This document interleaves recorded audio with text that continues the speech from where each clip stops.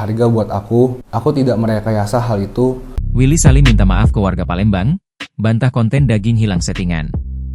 Setelah menimbulkan polemik terkait konten masak daging rendang 200 kg di BKB Palembang. Kini, TikToker Willy Salim akhirnya muncul dan minta maaf.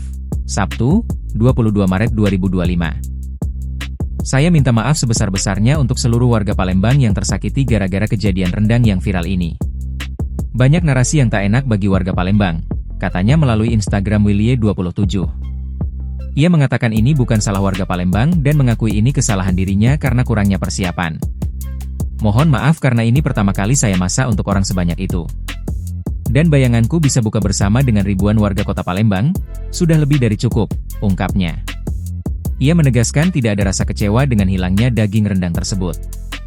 Malah ia senang melihat antusias warga, karena pada akhirnya rendang itu dimasak memang untuk dibagikan ke warga. Jujur aku hanya kaget melihat antusias warga yang luar biasa, ujarnya. Dalam video itu pula, Willy menyelipkan video warga tengah mengambil rendang di kuali besar tersebut. Sebelumnya konten rendang hilang di BKB Palembang menjadi viral di media sosial. Sejumlah tokoh pun ikut berkomentar terkait hal ini.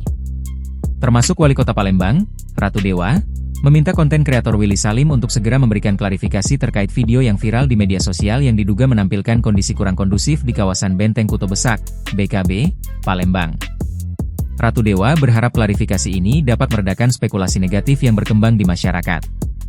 Ratu Dewa menegaskan bahwa pemerintah kota, Pemkot, Palembang tidak melarang kreativitas dan aksi berbagi kebaikan.